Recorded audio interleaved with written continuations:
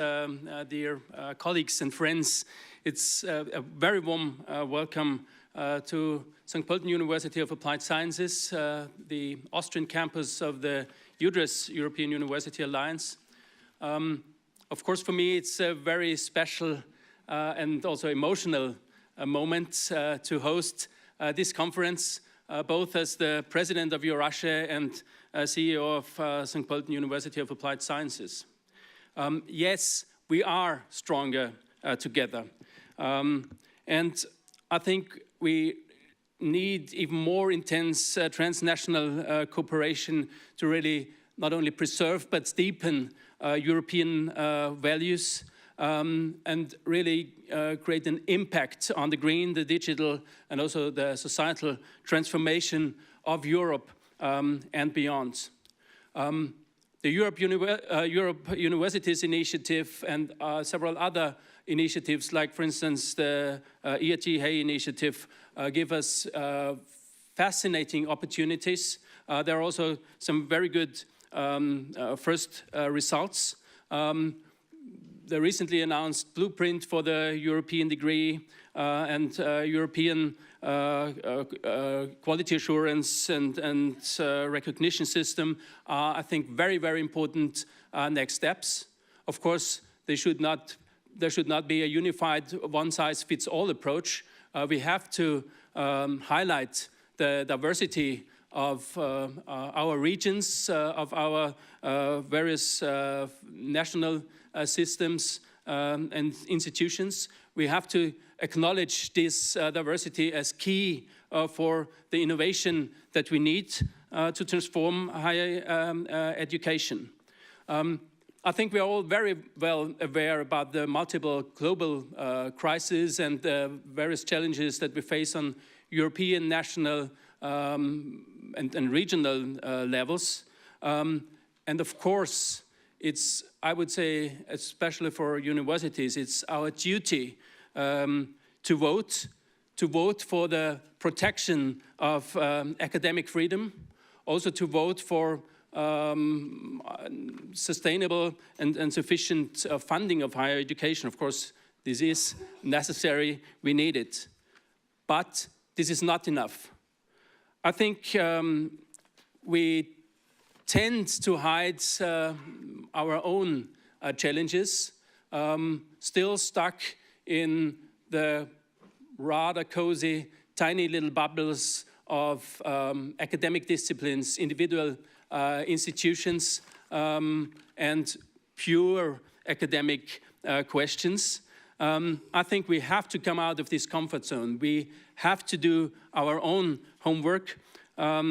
We have to openly discuss challenges like a decreasing number of students, a lack of public trust in science, still existing skills gaps that we have to bridge, boundaries between our institutions and the world of work that, of course, still exist. We have to cooperate to really implement the inspiring learning environments that provide the skills for the future. We have to keep pace with the rapidly developing technologies and AI. We have to reconnect with our society and interact even more with the industries and collaborate across the knowledge square with various stakeholders. Individual institutions are totally lost in all these things that we have or that we should do. So this is why EURASHE is here. We really want and have to support you, our members. We want to serve as a platform for collaborative education of professional higher education, applied research and innovation. We really want to be the voice for the applied universities here in Europe. I'm sure that we will take some important next steps during this conference. But of course, we have to go beyond the conference. We have to take the inspiration, the new knowledge back home with us and further discuss the things. So I'm happy that I can announce another initiative of EURASHE. We will start, we call it Sounding Board, the Sounding Board for European university alliances strongly related to EURASHE and the objectives that we stand for.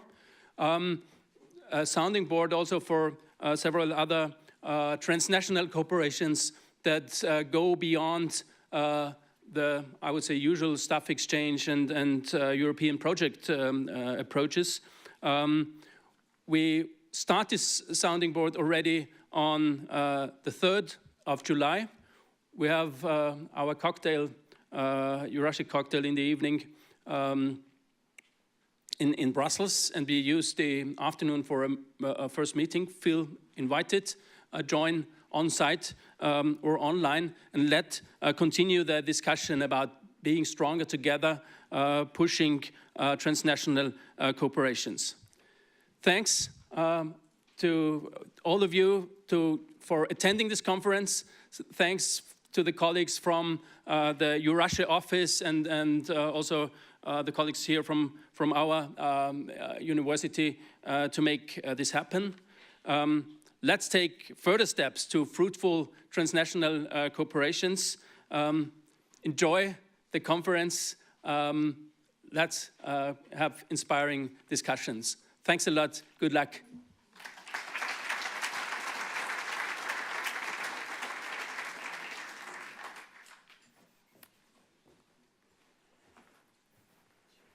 Thank you so much, Hannes, for your very motivating open speech. Now we continue with video message, and it will be by Martin Palaszczuk, Austrian Minister for Education. Let's see it.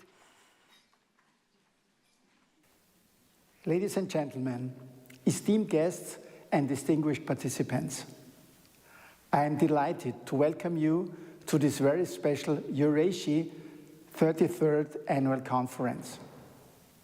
Unfortunately, I cannot be with you in St. Pölten, but I don't want to miss the chance to send you my appreciation for the work you are doing at EURASHE.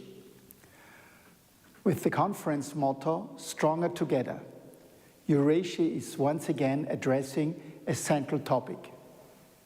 Because only together, through transnational cooperation, can we become better, stronger, and more competitive. We are all striving for further developing the European higher education landscape and to strengthen the impact of innovative, high-quality applied higher education. One of the most exciting developments in recent years is the European University Initiative.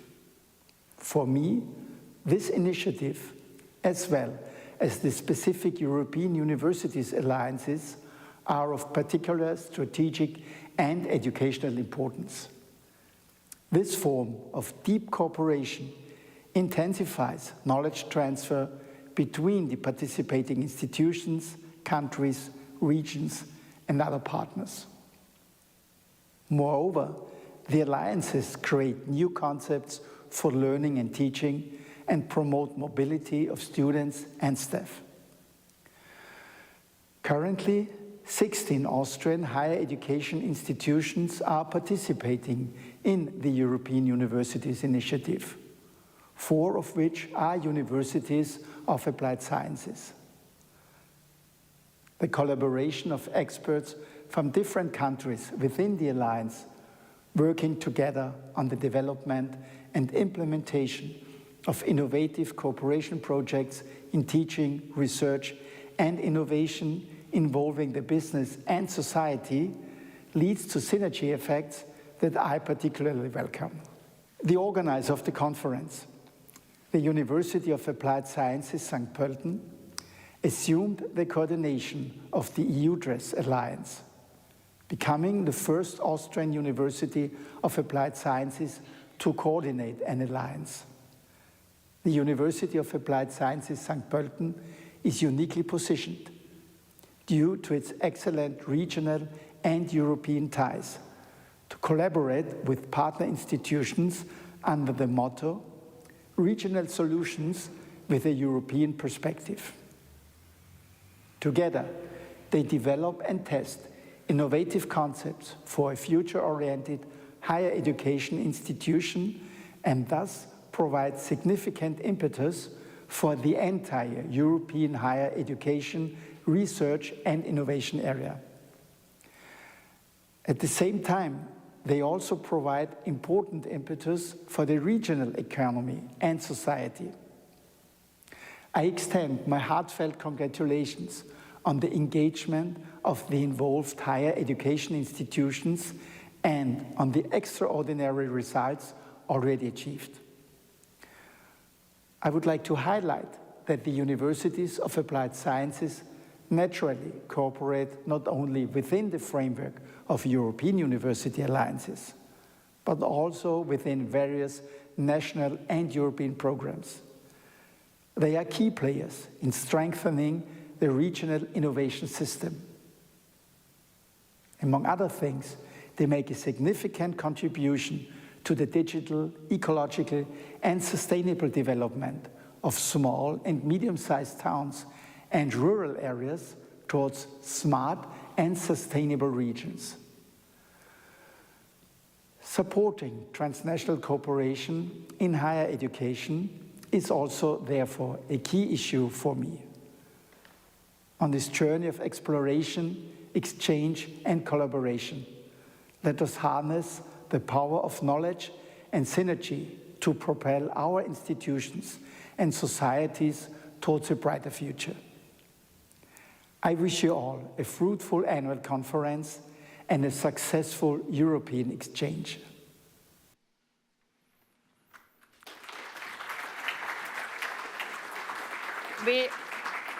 We also send warm greetings and thank you for these kind words for our conference. But we will have some more very important greetings, and the next one will be from St. Pölten Council and Michael Gögel. Please.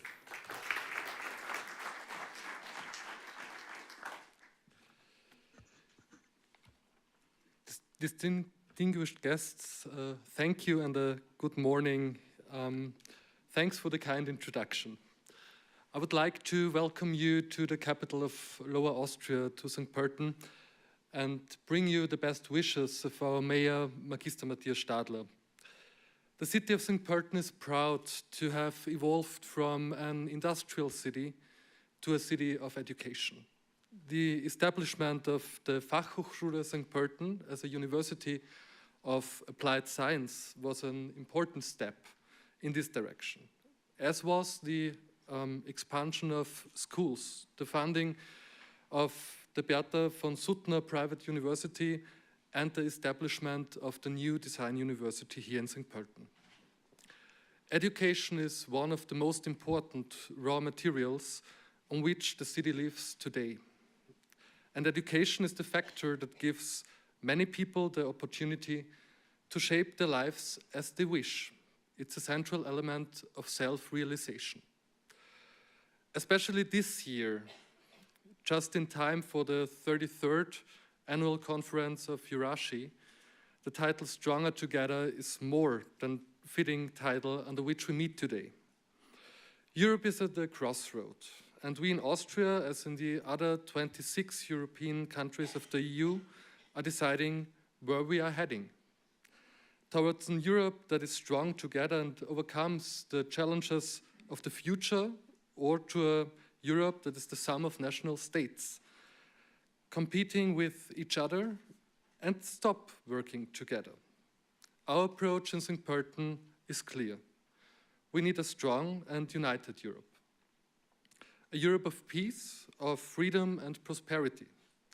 And especially as the city in the heart of Europe, this togetherness is crucial for the city's positive development. The UAS, the NDU and the Bertha von Suttner Private University are also examples of this. We have numerous students at all three locations who come not only from Austria, but from the whole Europe and the whole world to acquire the education here in St. Pölten. This is very, very important for us as a city, for the region, and for the companies here and in the surrounding area. We are proud of this and are committed to European remembrance, which is becoming increasingly important, especially in the field of education. Whether it is about combating the climate crisis, future-proof jobs, or maintaining our prosperity, the key to this lies in providing the best possible education for young people in Austria and in Europe. We can only tackle the big issues of our time together, and we will only get the best educated people with the best education. That goes hand in hand. On behalf of our mayor, I would therefore like to thank the representatives of the St. Pölten UAS and Hannes Raffarseder in special for the important work they do every day for the benefit of the students, but also for the city. And let me thank you all for strengthening the European idea with your presence here today. I hope that the EURASHE annual conference goes well and wish you all a pleasant stay here in St. Pölten. Thank you for being here, and let's be strong together. Thank you very much.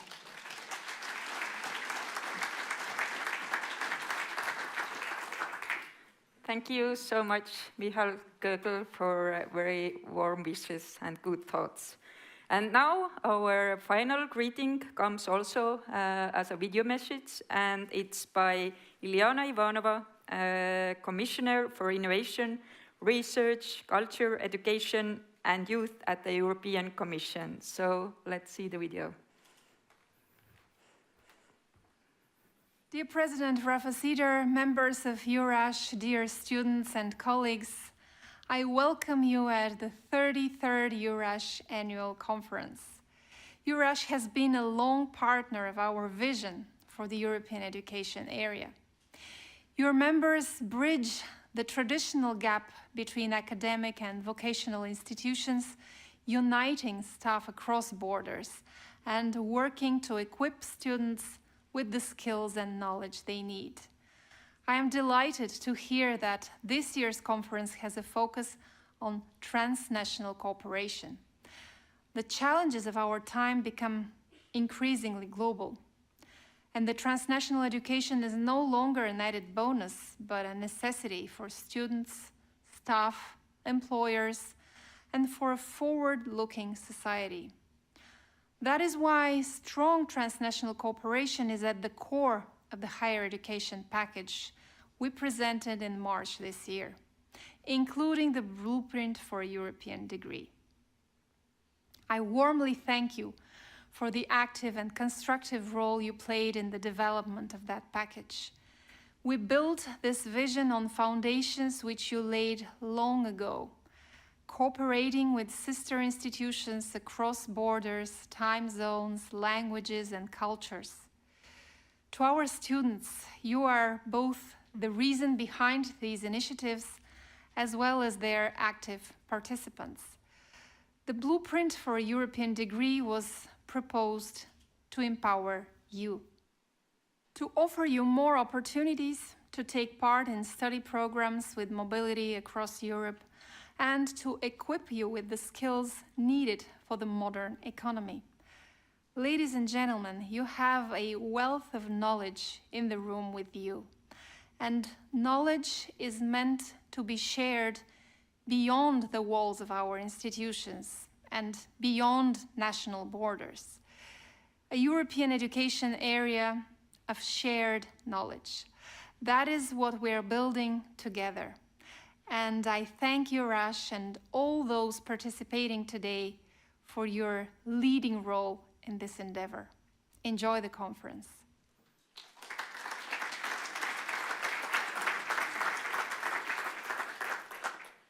So these were the greetings, and now we are heading to our opening keynote speech.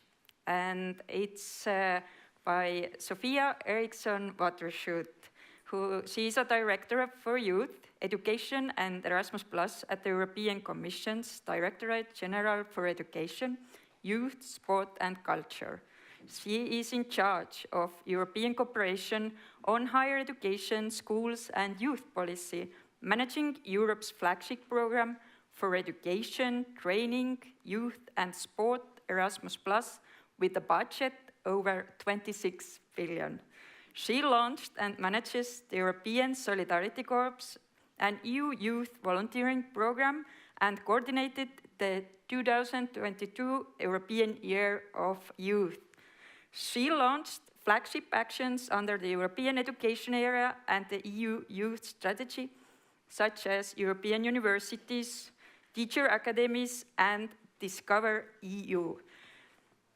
Sophia Eriksson Watershoot is also an Eisenhower Fellow, and I have a great honor to please you on stage. Welcome.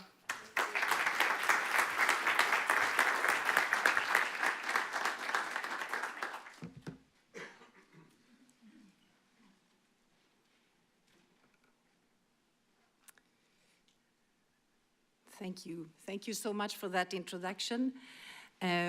And first of all, dear Rector, dear Zweimeyer, I must say it's really a pleasure to be here, and to all of you, the dear EURASHE community, it's a pleasure to be able to attend, for me the first time, your annual general conference. And of course, a pleasure for me also to finally come to St. Pölten. I have heard so much about it, and beyond, of course, the EURASHE Alliance, but I'm really pleased to finally visit and see this beautiful city.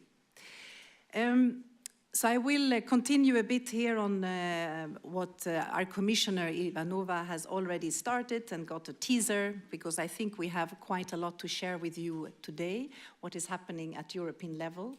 And my focus here, and it's very much the focus of your conference, it's the word transnational cooperation. And let me also give you a big applaud for the title of this conference. I think it's so clear that we are stronger together, and that certainly goes for the higher education sector. But I think many of the previous speakers actually already made the point that transnational cooperation in higher education is highly, highly important. It's a topic that we are talking about, and it's a topic that we are actually implementing when it comes to Europe's higher education landscape. And I would say when it comes to what we do at the European Commission, and you mentioned some of the initiatives that we are managing, but clearly it is at the heart of European cooperation for universities. It's at the heart of the European strategy for universities that we tabled 2 years ago now. It is the core of the European education area, which is an ambition that we have put together for 2025 to really make Europe a real learning space. But it is certainly also the essence of all these initiatives that we are working on together when it comes to the European University Alliances, but clearly also for our flagship Erasmus Plus program, and now more recently also on the blueprint for a European degree. And actually our Commissioner Ivanova, she already said that, and she argued that transnational education is no longer a nice to have. It is a necessity. And perhaps one can ask, but why is that?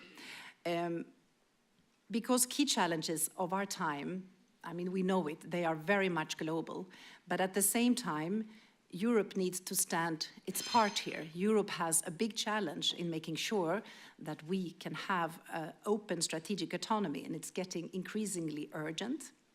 And because we need to supply the current and the future generations with the skills that they need, the future-proof skills that they need, that the European societies need in an ever increasingly interconnected world. And ultimately, it is a question of Europe's competitiveness. Now, we are really fortunate in Europe to have a higher education landscape which is so rich and rich of its diversity. And clearly, universities of applied sciences, they bring many strengths and I would say diverse perspectives into this landscape. And that's really something we should be proud of. Because what you are doing, you are driving social transformation, you are driving a lot of innovation, You provide quality educational skills development for active and also responsible Europeans. You support talent development, nurture entrepreneurial spirit, creativity, critical thinking, and problem solving. And you equip learners with the open mindsets that are needed in this new reality that we are living in. And you're also enabling this orchestrated cooperative effort in between the regional settings where you are in, together with local actors, businesses, and clearly this brings mutual benefits. So as it happens, transnational cooperation, it can actually exacerbate these strengths and diversity, and I would say mainly here in two ways. First of all, that of course transnational cooperation supports higher education by itself, by making it stronger, more competitive, and attractive for students, but also for worldwide talent.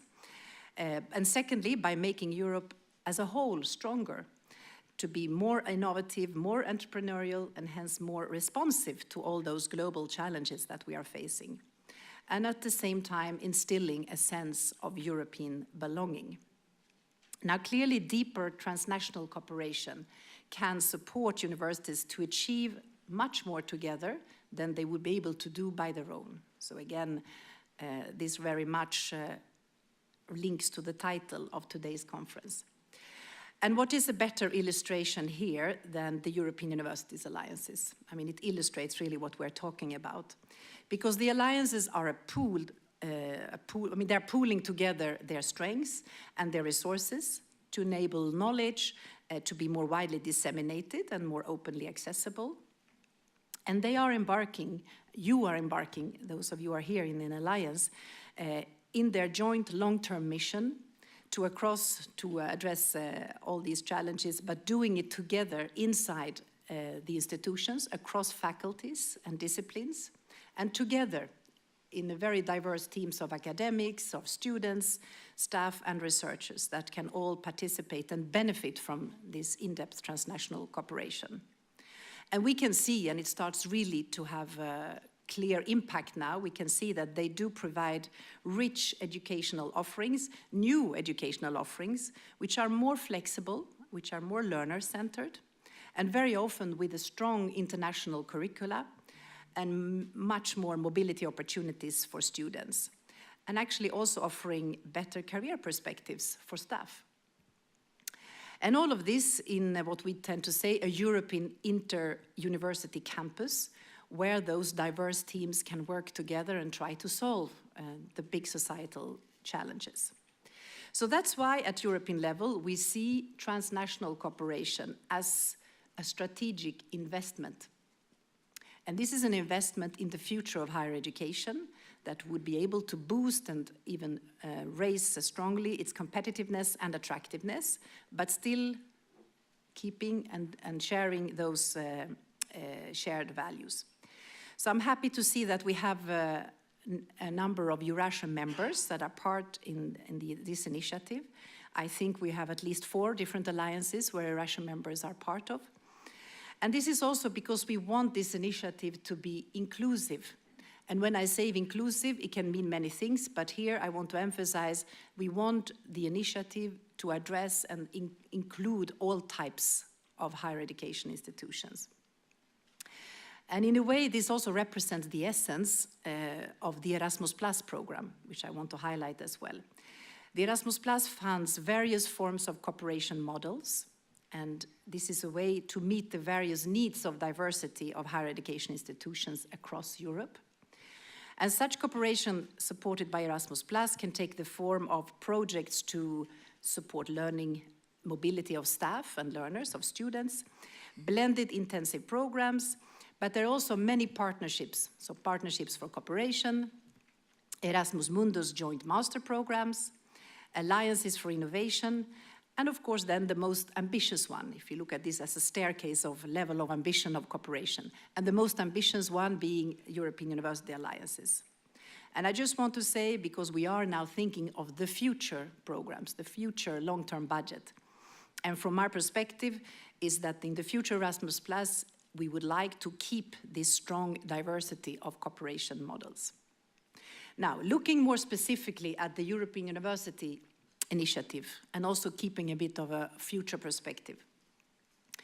We really support to cater for a clear strategic vision and a sustainable funding approach when we look for the next budget period, and we're talking about here years 28 to 2034, so it's far ahead, but we need to keep this strategic vision, but of course being flexible because we cannot predict what this next period will entail.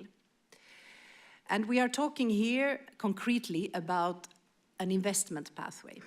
And allow me here to go a little bit in depth and mention some numbers because I think it may be of interest for you.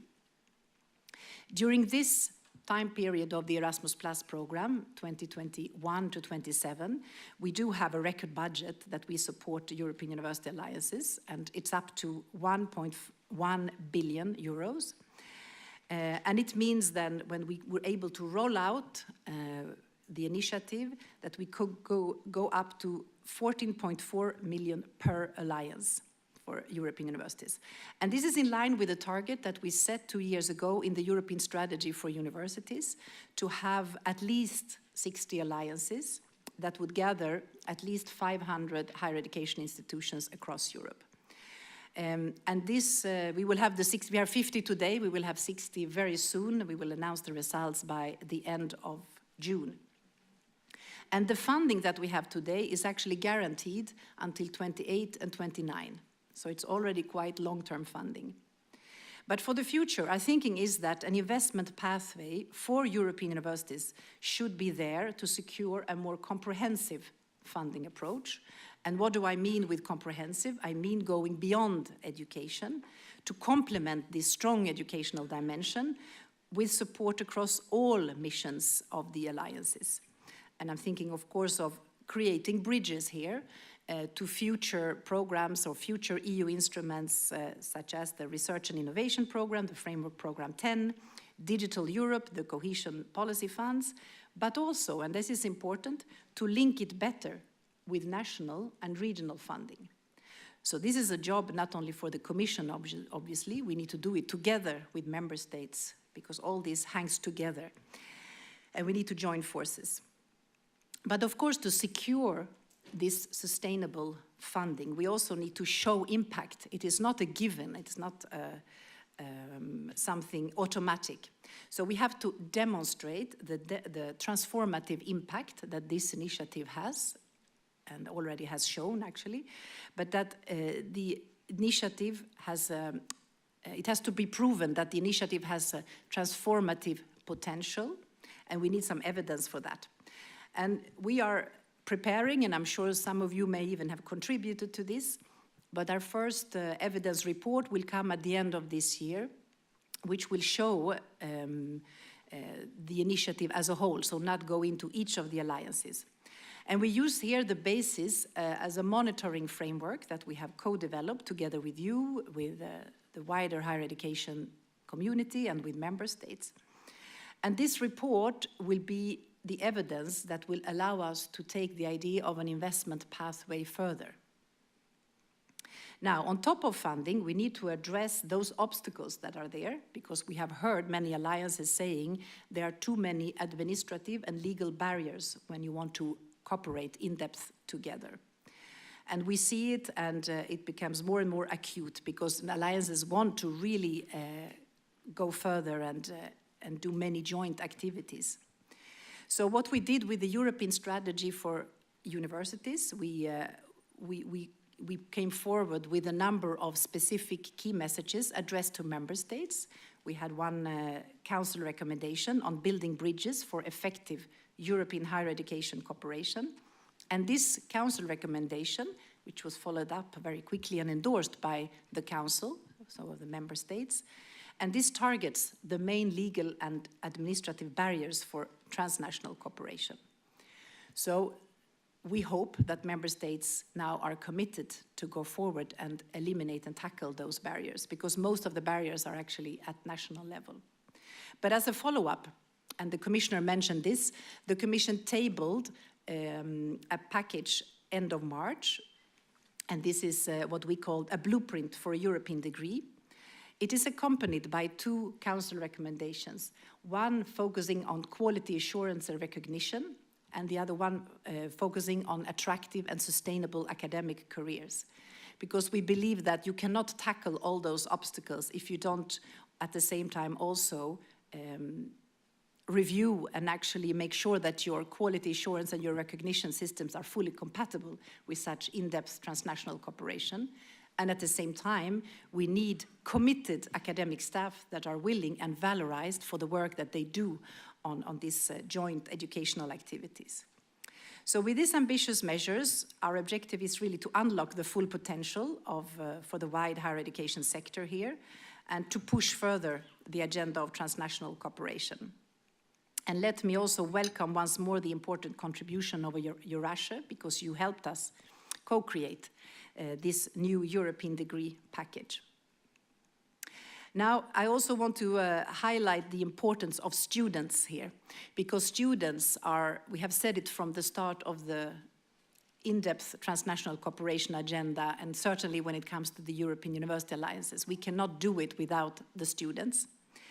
And we also know that students are asking us to go quicker, because they are ready to face all these global issues, they are ready to learn, and they are ready to take on and be this new generation that are ready to learn new skills and be mobile and engage in all the offerings that this in-depth transnational cooperation will be given.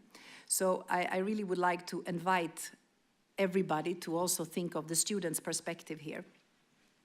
Now, when we come to the European degree, of course, this is a very important symbolic value, but it's more than that for the students. And I want to highlight that a European degree would be something that is not, it's not an obligation, first of all. It is a voluntary, those institutions and those member states who want it, they can do it, but it is voluntary, it's important to say. But it's also a flexible idea, which means that it is not something that is restricted for a certain level. The idea of a European degree could be done on bachelor, master, but also at doctoral levels. So you can imagine that those European degrees can very much apply to any joint educational programs, but also, of course, to the existing one, like Erasmus Mundus or the Marie Skłodowska-Curie actions. So any kind of joint program arranged by a number of universities together. This is where we are targeting. But the reality is that many of these attempts to do joint educational programs, they are facing many challenges, many hurdles. And we see that this is because there is still, despite this recommendation, despite all the efforts done, there is still a lack of coherence between national legislation. And we know the Bologna process, of course, is pushing, and we have the Tirana ministerial coming up very soon, but we also see that maybe Bologna cannot solve everything. So this is where we are today. But this is where the blueprint comes in, and we hope handy, and it can be a help to push this agenda of tackling those obstacles. And we want to really start this journey together with you, because I emphasize it is a journey and we're starting it now. So it's not a done deal, it's not a finished product, it is a start.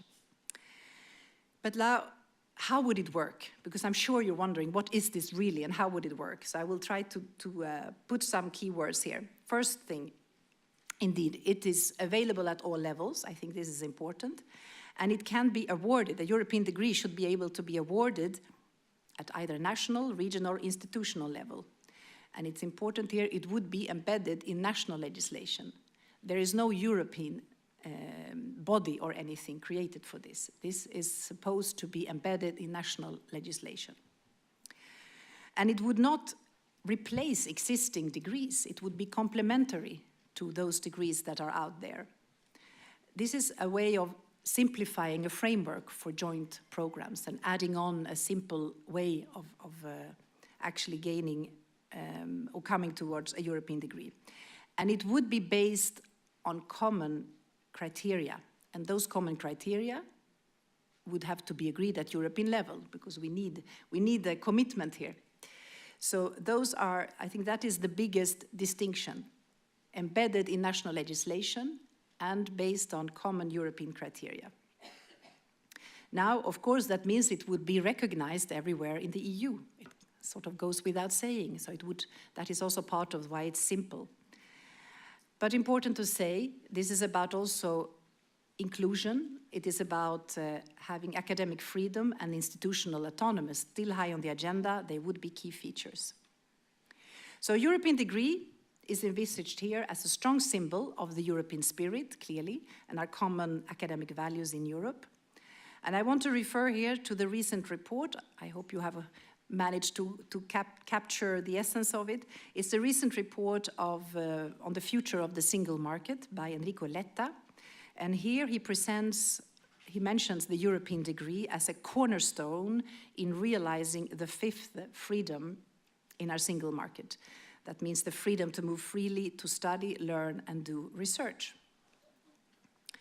And I think, again, students are at the center of this endeavor because such European degree would actually allow students to easily demonstrate their ability to work in a multicultural and multidisciplinary teams, to show on a paper or a digital version of it that they are capable of critical thinking, that they are capable to solve problems, they are capable to be adaptable, and have all these critical qualities that we know current and future employers are looking for. But of course, to achieve this, cutting red tape for higher education institutions would be necessary. And we know also that's what institutions are telling us. Please cut the red tape. Now, we are not proposing this from a vacuum. We have actually tested the concept, and we have 6 experimentation projects. They are funded through Erasmus+. The projects involved over 140 higher education institutions, and they tested these European criteria. They started only 1 year ago, but they have been really, really quick, and we have now some very concrete results from these 6 projects. I should say we also have a number of quality assurance agencies and member states representatives part of this testing. So it's really a joint forces experimentation. And we hear now, we have actually quite positive feedback from the higher education community, and we saw it in Brussels a few weeks ago when the 6 projects presented their results, and it was really a strong support. At the same time, it was clear that we still have a number of obstacles that we need to tackle. And what is so good with this policy experimentation is they put even a concrete list. They have actually identified 50 concrete obstacles. There are probably more, but they have identified 50. And if you have the time, I invite you to read the staff working document that accompanies this blueprint package, because you will have a list of all these obstacles, and you also have them by country. So this is really a lot of important evidence for the next steps.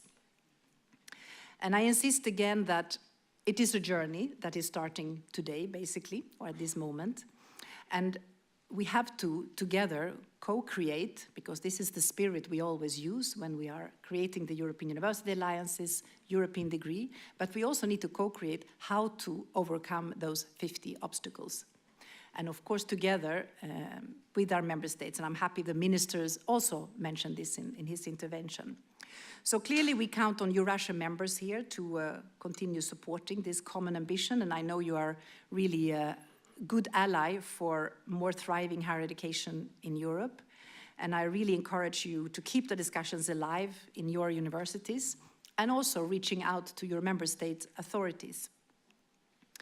Because this is all what we need, the higher educations we are needing in Europe and we are hoping for, more engaged, more resilient, more innovative, more creative, and perhaps above all, a proud home for our European values.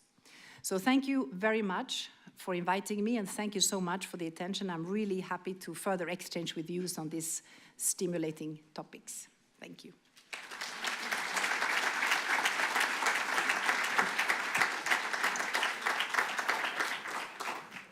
Thank you so much. And I know that I was allowed to have one question. I don't know if there is one question for Sophia. Yeah. 5 minutes. Yeah, 5 minutes. Okay, you didn't want to ask the question, but because I see mostly the lights. So if there is a question, I would be... Okay, there is. Can we have a microphone there? So, please, introduce yourself and... Sure. Oh. I don't know how that works, but it does seem to work. Thank you very much. My name is Alexander Wolf. I'm from SRH Hochschule Berlin, and thank you very much for these very stimulating thoughts on the future of the European education landscape. I have one question. To what extent do you also work on making, the fifth freedom of movement possible for academics themselves? I think it's still very hard to get hired in a different country if you do not speak the language almost on a mother tongue level. And I think that this really is a big obstacle to realizing a European education system that is at its heart European. So I would be interested to know whether you have any initiatives in this field. And I'm thinking particularly, if I'm from Germany, so you won't find a lot of professors with a foreign passport, for example, at law schools. It's almost impossible because you need a national bar exam and so on and so on. So are there any kind of initiatives in this field? Thank you. Yes, thank you so much. I think that's an absolutely pertinent, great question. It is a fun microphone, I agree. Well, first of all, if we look at the European University Initiative, we have said it's not only for students here. We are really talking about transforming the higher education landscape, transforming the higher education institutions themselves, which include, of course, all faculties.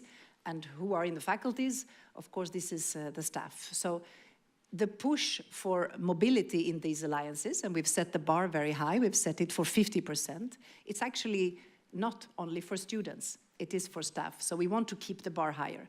But you are right, this is maybe easier said than done, because we need some kind of push and support, and we need to make sure that this is realistic. You mentioned language learning. Yes, I don't know if anybody saw, we have actually published a big Eurobarometer yesterday, and it is about language learning. There are some positive news. You will see that there is the willingness to learn languages and the knowledge of languages is increasing in Europe, and also you see a bit of a generational shift. The younger you are, the more languages you speak. This is a general trend. It may not be the solution to everything, but the fact that as some of the conversations here also before the seminar, the more you work together as institutions, the more integrated you become, and the more you actually find ways of cooperate. Language is one of them, but the more the structural cooperation is put in place, the easier, I believe, it is to actually make sure that this mobility and the opportunities that also staff in institutions should have can make it happen. But of course, you need to see this. I mean, you know it better than me, but you need to see it as a journey as well. It's a transition, nothing to be changed over a day. What we have noticed, and I want to mention that as well, that we see a more push also for mobility of staff if you have support from the leadership.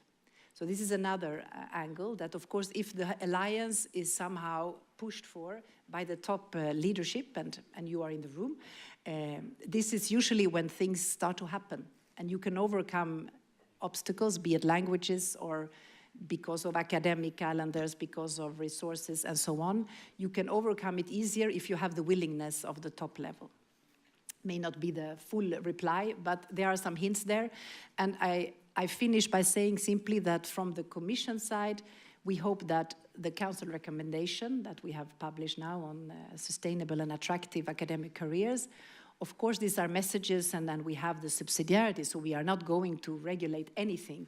But we hope this also has resonance and will push a bit a debate in member states, in universities, the role of those who take an active role and are very committed for this strong cooperation partnerships, and those who are willing to be mobile, that this is also valorized and encouraged.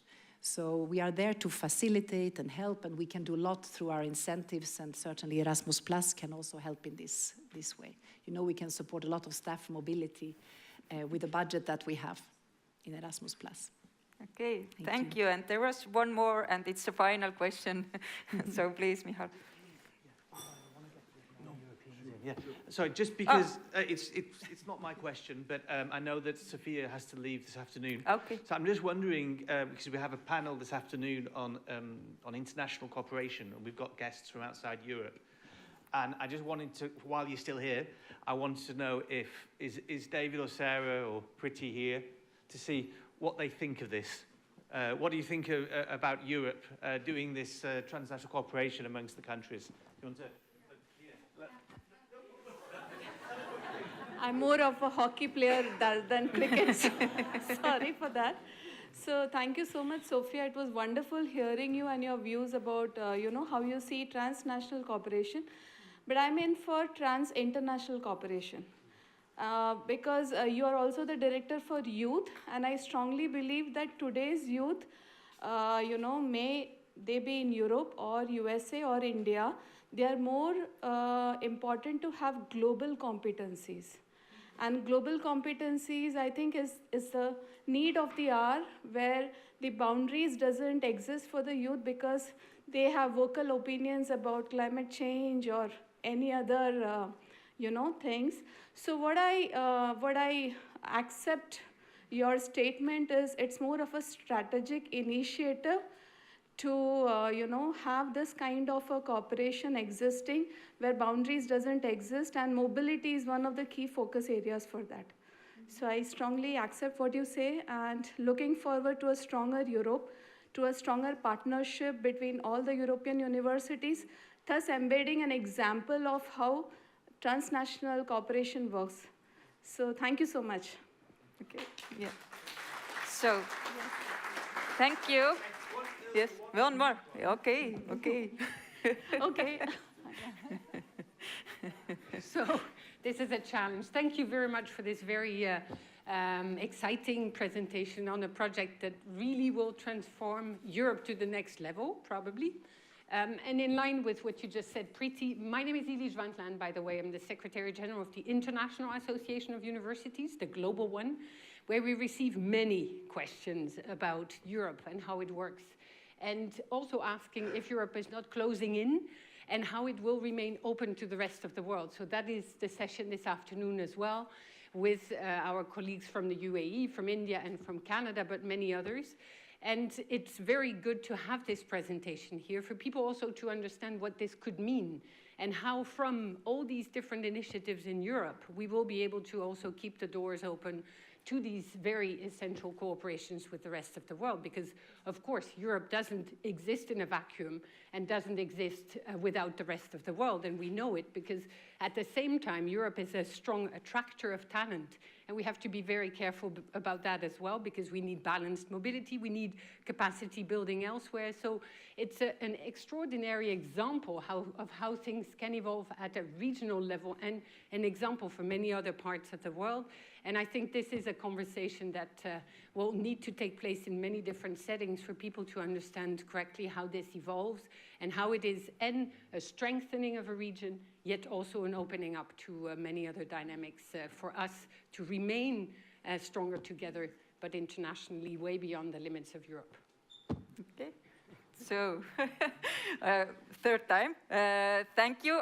It shows it was a great presentation. Yeah, and I thank also for enlightening thoughts, important key messages, and I think there was a very important message like building bridges and also on national level. So thank you so much. Thank you. Thank you. Thanks for the questions.